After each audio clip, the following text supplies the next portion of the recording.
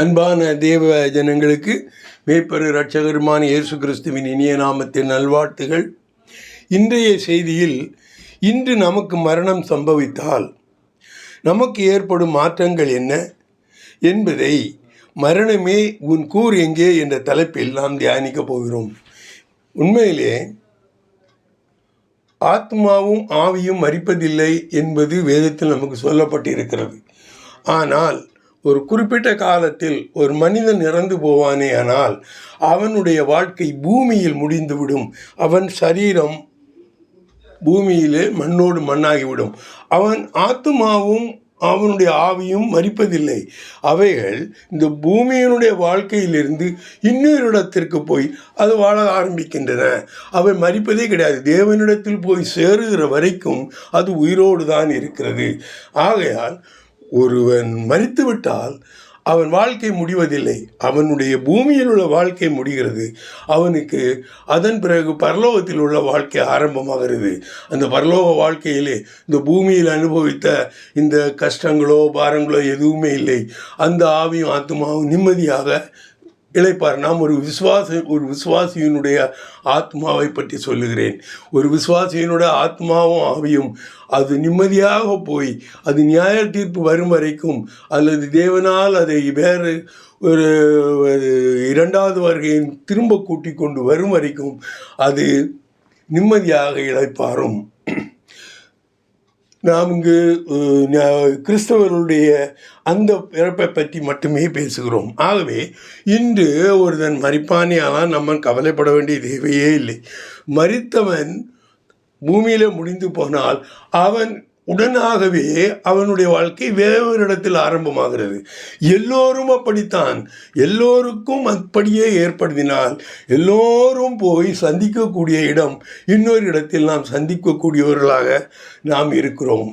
அப்படித்தான் வேதம் சொல்லுகிறது. பிரசங்கி 8:7 வரை வாசிப்பீர்களேயானால், இன்னது சம்பவிக்கும் என்று அவன் அறியானே, அது இன்னவிதமாய் சம்பவிக்கும் என்று அவனுக்கு சொல்லத்தக்கவன் யார்? ஆவியை விடாதிருக்கிறதற்கு ஆவியின் மேல் ஒரு மனுஷனுக்கும் அதிகாரம் இல்லை, மரண நாளின் மேலும் அவனுக்கு அதிகாரம் இல்லை. அந்த போருக்கு நீங்கி போவதும் இல்லை, துன்மார்க்கரை துன்மார்க்கம் விடுவிக்கவும் மாட்டாது. நாம் ஜீவாத்மாவாக இருப்பதினால் ஆத்மாவும் ஆவியும் சரீரத்துக்கு உள் குடிக்கொண்டிருக்கிறது. சரீர பிரகாரமான மரணம் நேரிடும் பொழுது தேவன் ஊதிய ஆவியும் ஆத்மாவும் சரீரத்திலிருந்து பிரிந்து வேறு ஒரு உலகத்திற்கு சென்று விடுகிறது. அதை நாம் பரதேசு என்று சொல்லுகிறோம். இனி பிரசங்கி 12:7 என்ன சொல்லுகிறது என்பதை வாசிப்பீர்களேயானால், இவ்விதமாய் மண்ணானது தான் முன்னிருந்த பூமிக்கு திரும்பி, ஆவி தன்னை தந்த தேவனிடத்திற்கு மறுபடியும் போகாததற்கு முன்னும் அவரை உன் வாலிப பிராயத்திலே நினை. இங்கு தெளிவாக சொல்லப்பட்டிருக்கிறது. சரீரம்தான் பூமியில் போய்விடுமே தவிர ஒரு ஆவியும் ஒரு ஆத்மாவும் நிச்சயமாக நீங்கள் தேவனுக்கு முன்னால் போய் நிற்க வேண்டிய நிலைமை ஏற்படும். ஆகவே ஆவி ஆத்மாவின் பயணத்தை மரணம் 2ஆக பிரிக்கிறது. அந்த அவன் 1000 வருஷம் உயிரோடு இருந்தாலும் எப்பொழுது அவனுக்கு மரணம் நடக்கிறதோ அப்பொழுது அது பிரிந்து விடுகிறது. அந்த மரணம் உள்ளாக வந்து அவனுடைய வாழ்க்கையை 2ஆக பிரிக்கிறது. இனி மரணத்தில் நாம் பூமியில் வாழ வேண்டுமா அல்லது பரதேசில் வாழ வேண்டுமா என்பது தான் நமக்கு முன்னால் இருக்கக்கூடிய ஒரு சவாலை தவிர மரணத்தை நாம் அவாய்ட் பண்ண முடியாது. இனி ஆவி ஆத்மாவின் பயணத்தை மரணம் எப்படி பிரிக்கிறது என்று பாருங்கள். மரணம் நேர்ந்த பிறகு மரணத்திற்கு முன்பாக வாழ்க்கை சரீரத்துடன் பூமியிலே இருந்தது. அடுத்ததாக ஒரு கிறிஸ்தவனின் வாழ்க்கை, அவன் கிறிஸ்தவனாக இருந்து அவன் மரிக்கும்போது விசுவாசியாக மரித்தானால் மரணத்துக்கு பிறகு நீதிமானின் ஆத்மா ஆவியும் பரலோகத்திற்கு சென்று புதிய பூமி வரை தேவனோடு அது சஞ்சரிக்கிறது. வாழ்க்கை முடிவதே இல்லை அதற்கு. ஒருவேளை அது ஒரு மரிக்கும் பொழுது பாவியாக இருந்தானே, ஆனால் அந்த மரணத்திற்கு பிறகு பாவியான ஆத்மா அது பாதாளத்திலிருந்து பாதாளத்தின் நரகம் வரை சென்று சதா காலமும் அக்னியில் கஷ்டப்பட்டு கொண்டே இருக்கிறது, உபாதிக்கப்பட்டு கொண்டே இருக்கிறது. அங்கேயும் ஆவியும் ஆத்மாவும் முடிந்து போவதில்லை, இங்கேயும் ஆவியும் ஆத்மாவும் முடிந்து போவதில்லை. கிறிஸ்தவனாக இருக்கக்கூடிய விசுவாசியாக, இயேசு கிறிஸ்துவில் விசுவாசியாக இருப்பவன் மரணம் ஏற்படும் பொழுது அவன் பரலோகத்தில் சுகமான வாழ்க்கை வாழ்கிறான். ஆனால் இயேசு கிறிஸ்துவை ஏற்றுக்கொள்ளாதவர்கள் நரகத்துக்கு போகிறார்கள் என்று வேதம் சொல்லுகிறது. இனி மரணத்தின் வகை வேதத்தின் அடிப்படையில் 2 வகையாக சொல்லப்பட்டிருக்கிறது. ஒன்று ஆவிக்குரிய மரணம். இந்த மரணத்தின் போது ஆத்துமாவும் ஆவியும் தேவனை விட்டு பிரிந்து போகிறது, ஆனால் சரீரத்தில் உயிர் வாழுகிறது. சரீரத்தில் அது உயிரோடு இருக்கும், ஆவியும் ஆத்மாவும், ஆனால் தேவனை விட்டு பிரிந்திருக்கும்.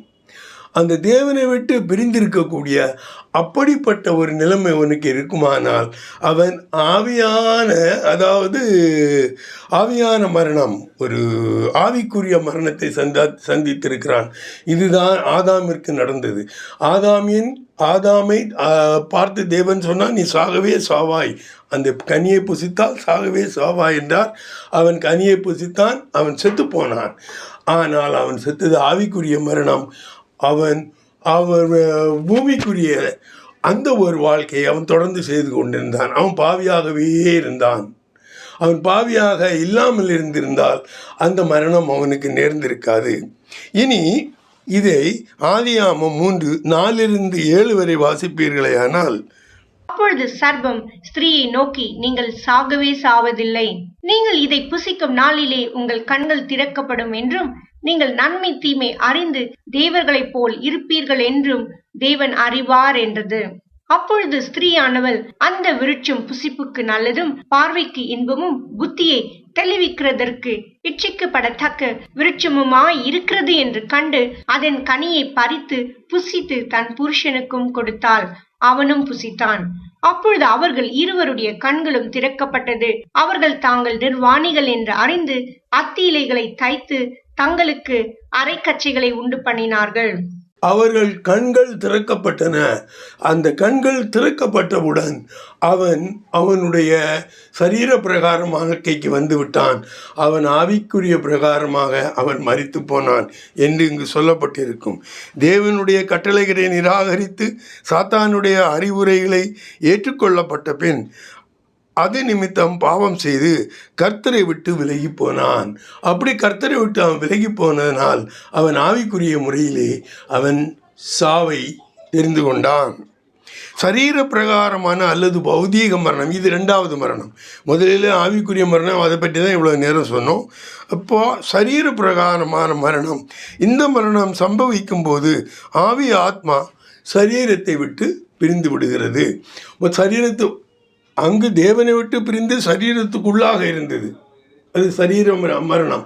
ஆனால் இப்பொழுது சரீர மரணம், பௌதிக மரணம் ஏற்படும் போது இது தேவனோடு இருப்பவனானாலும் சரி இல்லாதவனானாலும் சரி அது சரீரத்தை விட்டு போய்விடுகிறது. ஆதியாகமம் 3:19 வாசிப்பீர்களேயானால், நீ பூமியிலிருந்து எடுக்கப்பட்டபடியால் நீ பூமிக்கு திரும்பும் மட்டும் உன் முகத்தின் வேர்வையால் ஆகாரம் புசிப்பாய், நீ மண்ணாயிருக்கிறாய், மண்ணுக்கு திரும்புவாய் என்றார். இனி சரீர பிரகாரமான அல்லது பௌதீக மரணத்தின் தன்மை என்னவென்றால், முக்கியமானவன் மரித்தவன் பாவத்துக்கு உட்படுவதில்லை. சரீர பிரகாரம் செத்து போனால் அவன் கொண்டு 10 நாளில் சரீரமே அழிஞ்சு போயிடும். அவனுக்கு எங்கேருந்து பாவம் வரப்போகிறது? ரோமர் 6:7 மரித்தவன் பாவத்திற்கு நீக்கப்பட்டு விடுதலையாக இருக்கிறான். 2வது, மரிக்கும் போது ஆத்மா எந்த நிலையில் இருக்கிறதோ, ஒருவன் மரிக்கும்போது ஆத்மா எந்த நிலையில் இருக்கிறதோ, இப்போ சரீர மரணம் நடக்க போகிறது, ஆத்மா அவனை விட்டு பிரிய போகிறது. அவன் பாவியாக இருக்கிறானா, அவன் நீதிமானே இருக்கிறானா? அவன் பாவியாக இருந்தானால் அந்த ஆத்மாவும் அந்த ஆவியும் அது பாவியாகி போகும். அவன் நீதிமானாக இருந்தானால் அது நீதிமானுக்குள்ள தன்மையை அடையும். இதுதான் சரீரம். ஆனால் சரீர மரணத்து ஏற்பட்ட பிறகு அது ஒன்று செய்ய முடியாது, சரீரமாக போயிடுவேன். பிறகு என்ன பண்ண முடியும்? ஆவிக்குரிய மரணம் அடைந்தவர்கள் ஆவிக்குரிய மரணம் அடைந்தவர்கள் தேவனை விட்டு பிரிந்து அவனுள்ளே இருக்கிறதினால் ஒருவேளை அவர்கள் மனம் திரும்பவும் அவன் தேவனிடம் போய் மனம் திரும்பி அவரிடம் அறிக்கை செய்து அவன் ஆவிக்குரியவர்களாக மாற முடியும், அவன் ஆவிக்குரியவர்களாக வாழ முடியும். ஆனால் அந்த மாதிரியான ஒரு வாழ்க்கை பாவியாக இருந்து சரீர மரணம் வந்தவனுக்கு கிடைக்காது. அந்த மாதிரி மாற்றுதல் நாம் மனமாறி நன்றவராக இந்த நீதிமானாக வந்து விடுவேன், அதெல்லாம் சரீரம் மரணம் வந்த பிறகு கிடையாது. அதெல்லாம் அதுக்கு முன்னாக வைத்து கொள்ள வேண்டும். சரீர மரணம் வந்தால் முடிஞ்சு போச்சு எல்லாம். இனி பௌதீக மரணத்தின் ஆத்மா ஆவி எங்கே போகிறது? சரீர மரணம் அடைந்த பிறகு ஆத்மாவும் ஆவியும் எங்கே போகிறது? ஆனால் அது ஆவிக்கு மரணம் வரும்போது அது அங்கே தான் இருக்கும், அது எங்கேயும் போகிறதில்ல. சரீர மரணம் வந்த பிறகு சரீரத்தை விட்டு வந்த ஆவியும் ஆத்மாவும் எங்கே போகிறது? ஒன்று சிலுவைக்கு முன்னாலும் சிலுவைக்கு பின்னால். சிலுவைக்கு முன்னால், அதாவது இயேசு கிறிஸ்து சிலுவையில் பலியாகிறதுக்கு முன்னால், அந்த மரணத்திற்கு பின் நீதிமானது ஆத்மாவும் ஆவியும் பாதாளத்தில் அடைக்கப்பட்டுள்ள தனியான இளைப்பாறும் இடத்திற்கு செல்லுகிறது. அந்த இடம் பாவியான ஆத்மாக்கள் இளைப்பாறும் இடத்திற்கு பக்கத்திலே உள்ளது. இந்த சத்தியத்தை ஒரு இயேசு கிறிஸ்து ஒரு உவமையின் மூலமாக வெளிப்படுத்தினார். அதாவது சிலுவைக்கு முன்னால் பாதாளத்திலேயே ஒரு இடம் இருந்தது. அதிலே 2 அறைகள் இருந்தன. ஒரு அறையிலிருந்து இன்னொரு அறைக்கும், இன்னொரு அறையிலிருந்து அந்த ஒரு அறைக்கும் போக முடியாத அளவு பிளவு இருந்தது. ஒரு அறையிலே நீதிமான்களுடைய ஆத்துமாக்கள் இளைப்பாறின, இன்னொரு இடத்திலே பாவிகளுடைய ஆத்துமாக்கள் இளைப்பாறின என்று சொல்வதற்கு அவைகள் உபத்திரவங்களுக்கு உட்பட்டு கொண்டிருந்தன, அக்னியால் கஷ்டப்பட்டு கொண்டிருந்தன என்று சொல்லலாம். ஆகையால் சிலுவைக்கு முன்னால் எந்த ஆத்மாவும் நல்ல நீதிமானுடைய ஆத்மானாலும் சரி, அது பாவியனுடைய ஆத்மானாலும் சரி, ரெண்டுமே பாதாளத்திற்கு போகும். நீதிமானின் ஆத்மா உள்ளான இடத்திற்கு சொல்லும், பாவியானவனுடைய ஆத்மா இன்னொரு இடத்திற்கு செல்லும். இதை விளக்கக்கூடிய ஒரு உவமை இயேசு கிறிஸ்து லூக்கா 16ஆம் அதிகாரத்தில் 19-26 வரை சொல்லியிருக்கிறார். வாசிக்கலாம். ஐஸ்வர்யமுள்ள ஒரு மனுஷன் இருந்தான். அவன் இரத்தாம்பரமும் விலையேற பெற்ற வஸ்திரமும் தரித்து அனுதினமும் சம்பிரமமாய் வாழ்ந்து கொண்டிருந்தான். லாசரு என்னும் பேர் கொண்ட ஒரு தரித்திரனும் இருந்தான்.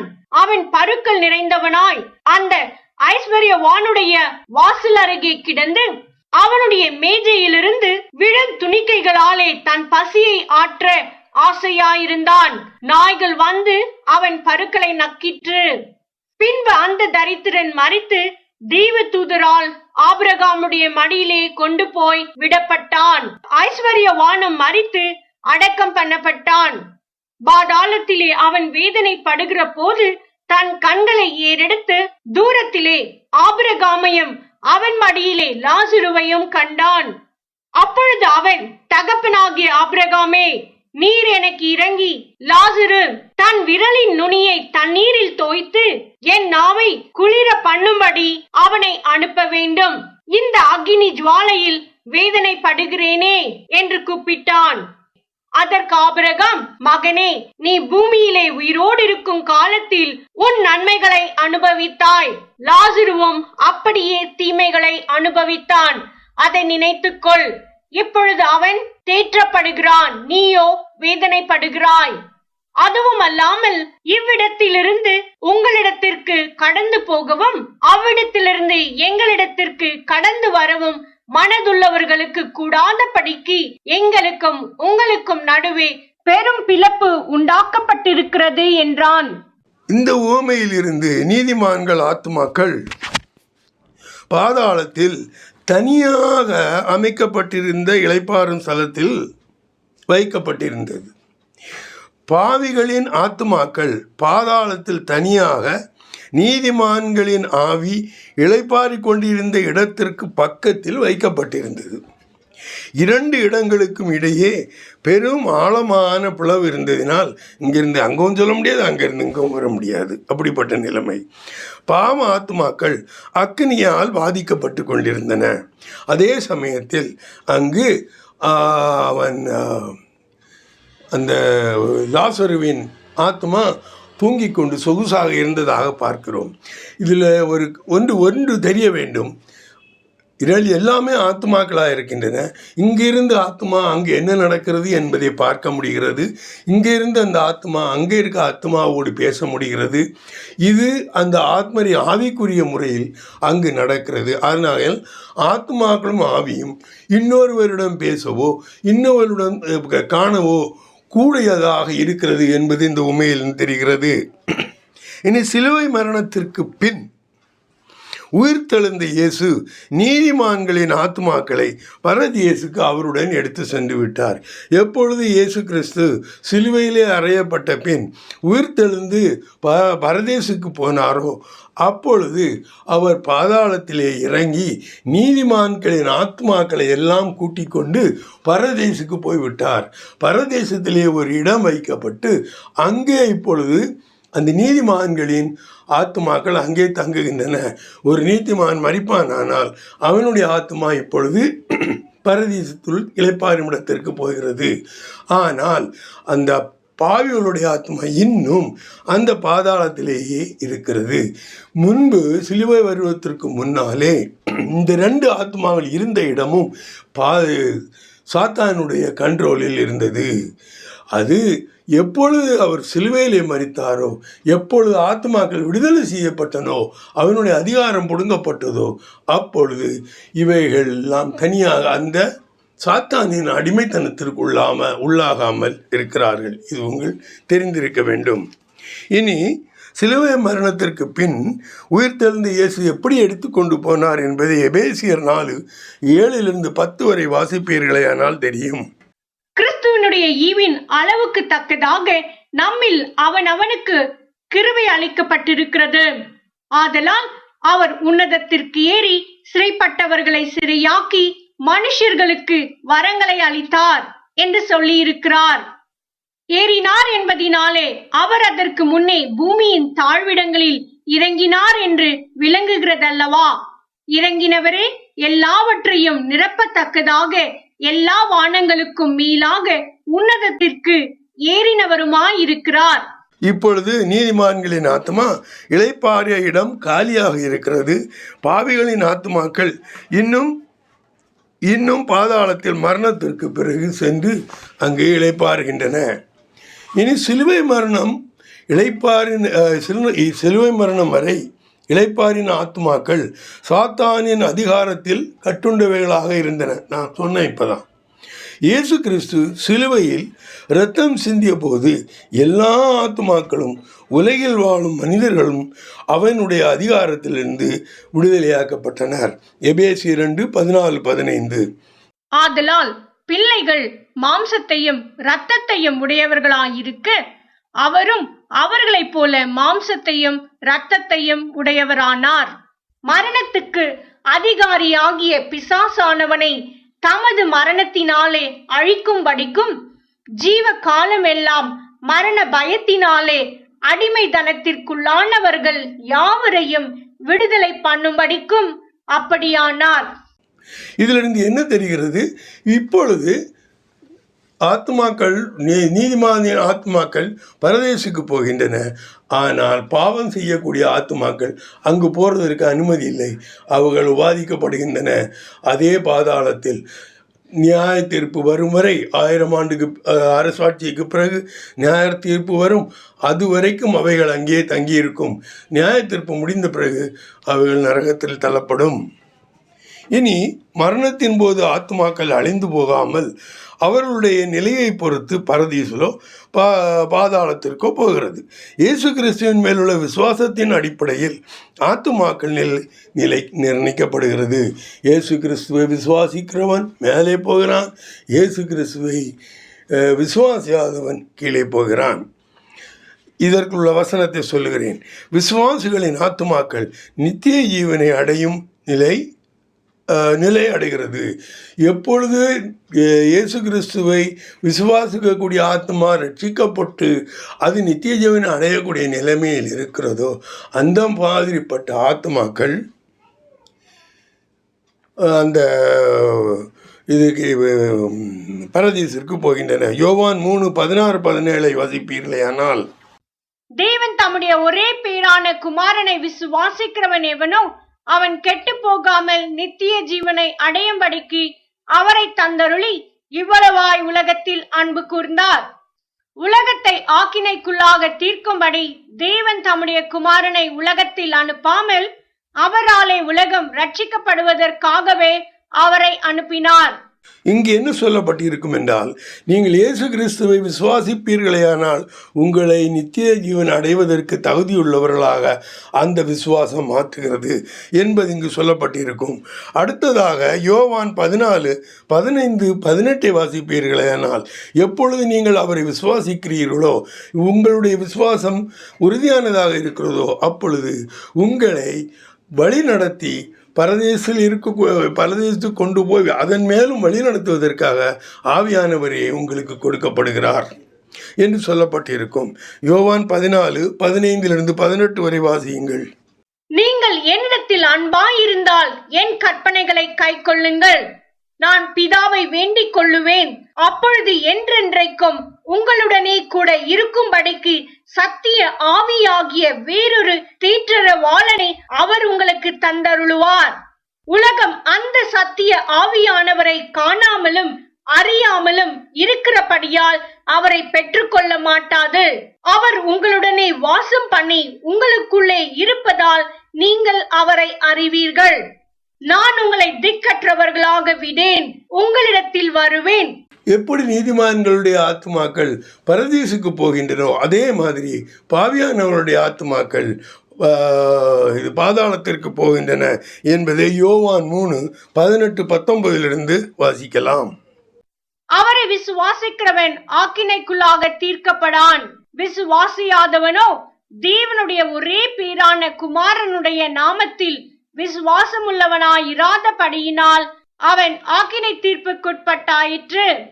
ஒளியானது உலகத்திலே வந்திருந்தும் மனுஷருடைய கிரியைகள் பொல்லாதவைகளாய் இருக்கிறபடியினால் அவர்கள் ஒளியை பார்க்கிலும் இருளை விரும்புகிறதே அந்த ஆக்கினை தீர்ப்புக்கு காரணமாயிருக்கிறது.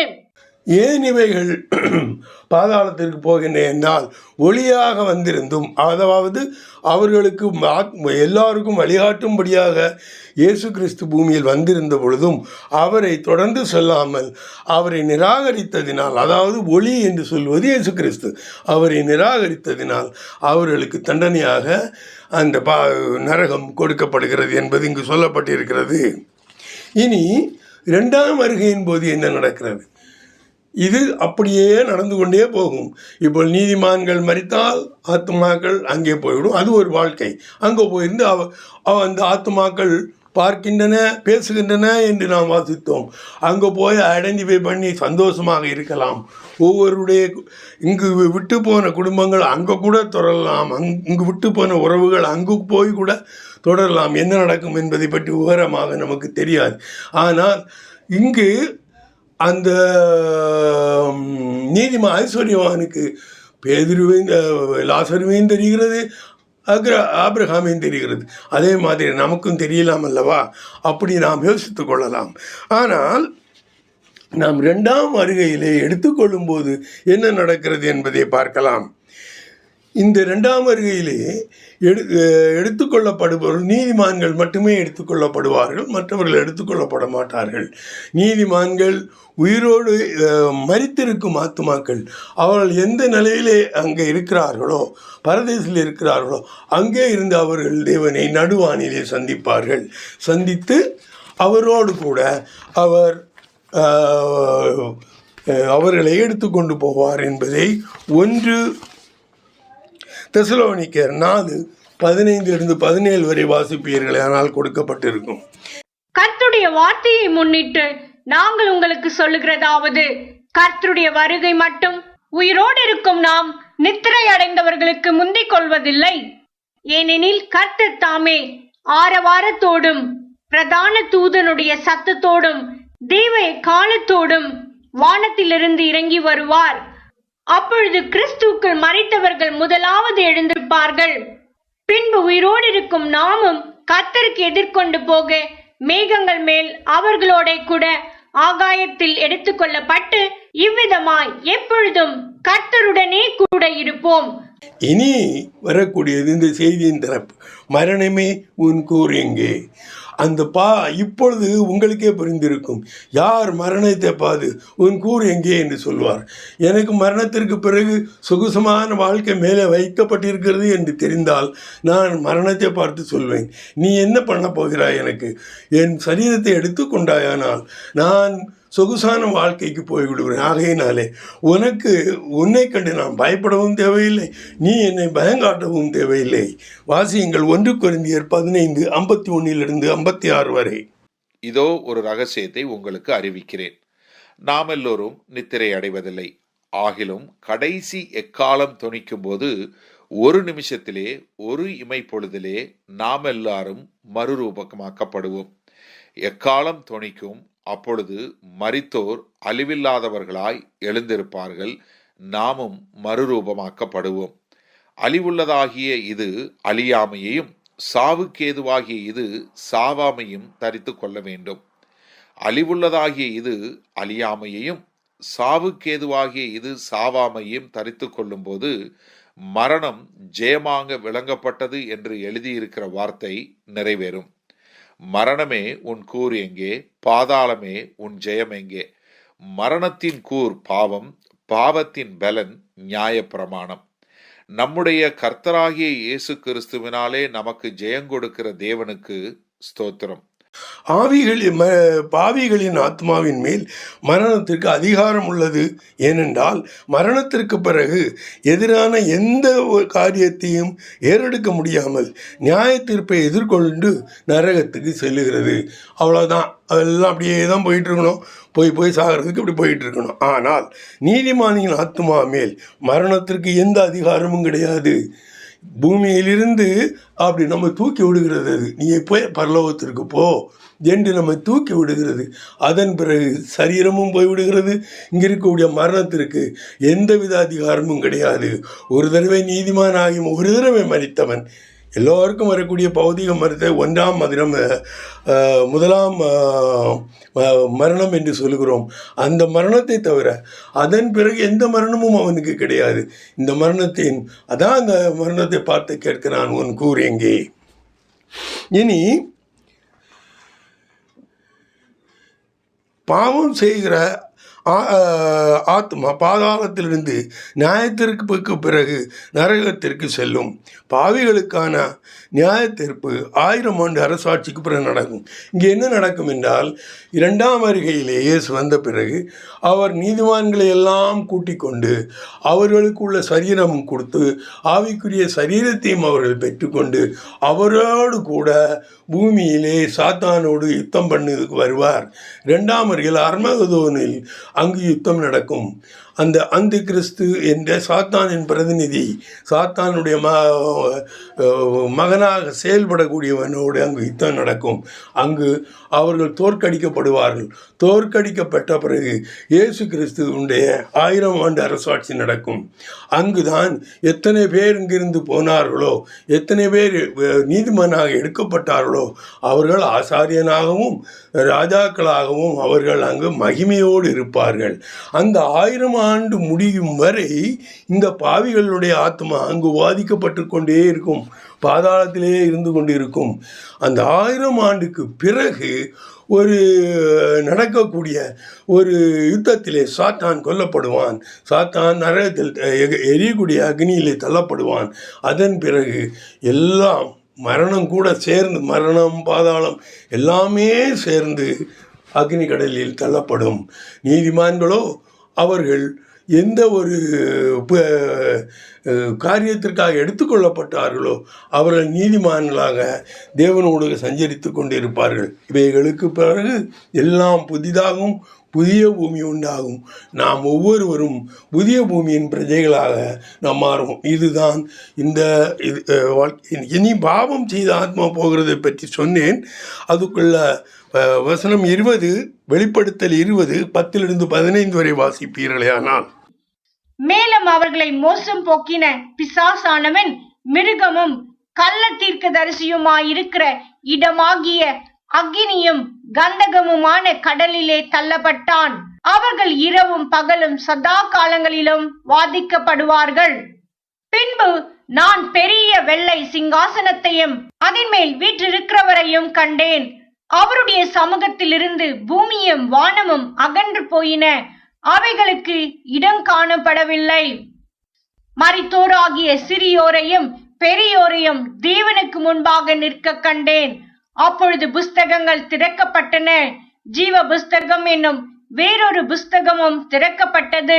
அப்பொழுது அந்த புஸ்தகங்களில் எழுதப்பட்டவைகளின் படியே மரித்தோர் தங்கள் தங்கள் கிரியைகளுக்கு தக்கதாக நியாய தீர்ப்படைந்தார்கள். சமுத்திரம் தன்னிலுள்ள மரித்தோரை ஒப்புவித்தது. மரணமும் பாதாளமும் தங்களிலுள்ள மரித்தோரை ஒப்புவித்தன. யாவரும் தங்கள் தங்கள் கிரியைகளின் படியே நியாய தீர்ப்படைந்தார்கள். அப்பொழுது மரணமும் பாதாளமும் அக்னி கடலிலே தள்ளப்பட்டன. இது 2ஆம் மரணம். ஜீவ புஸ்தகத்திலே எழுதப்பட்டவனாக காணப்படாதவன் எவனோ அவன் அக்னி கடலிலே தள்ளப்பட்டான். இங்கு ஒரு காரியம் சொல்லப்பட்டிருக்கும். 1ஆம் மரணம், 2ஆம் மரணம். 1ஆம் மரணம் பௌதிக மரணம், சரீர பிரகார மரணம், அது எல்லாருக்கும் வரும். 2ஆம் மரணம் என்பது நீதிமான்களுக்கு 2ஆம் மரணத்தில் இடமில்லை. 2ஆம் மரணம் அவளுக்கு நிகழாது. ஆனால் இவர்களுக்கு 2ஆம் மரணம் நிகழும் இடம் எப்பொழுது நரகத்தில் தள்ளப்படுகிறார்களோ அது 2ஆம் மரணம் என்று சொல்லப்படுகிறது.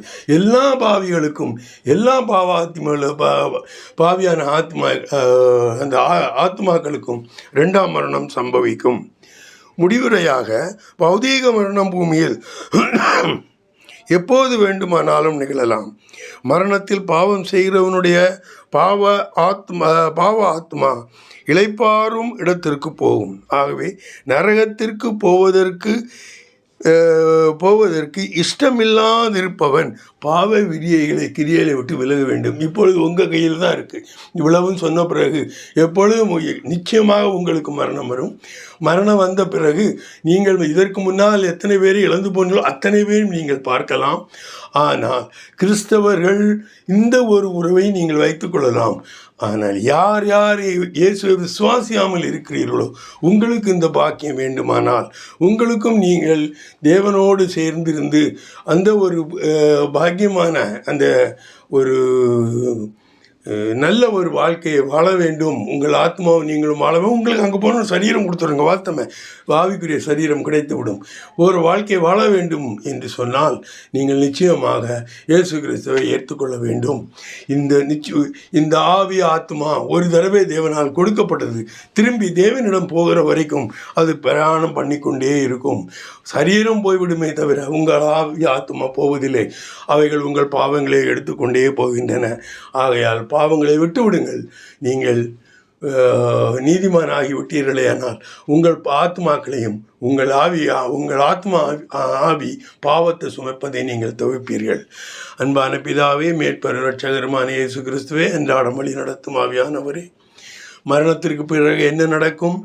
எப்படிப்பட்டவர்கள் 2ஆம் வரையில் எடுத்துக்கொள்ளப்படுவார்கள்? அவர்களுக்கு என்ன நடக்கும்? யார் யார் விசுவாசியாதவர்களுக்கு என்ன நடக்கும்? கடைசியில் அவர்கள் நரகத்திற்கு போய் 2வது மரணத்தை சந்திக்க வேண்டிய தேவை ஏற்படும். இவைகளையெல்லாம் எடுத்து சொன்னேன். அவர்களுக்கு புரிந்திருக்கும் என்று நம்புகிறேன். நான் சொன்ன வசனங்களை எல்லாம் இன்னொரு தடவை அவர்கள் வாசித்து பார்ப்பார்களேயானால் அவர்கள் எல்லாம் நன்றாக புரியும். எப்படி அவர்கள் புரியாமல் இருந்த தேவனை அவர்களுக்கு புரிய வையும். இதை நீர் செய்ய போவதற்காக கோடான கோடி நன்றி. ஆமென்.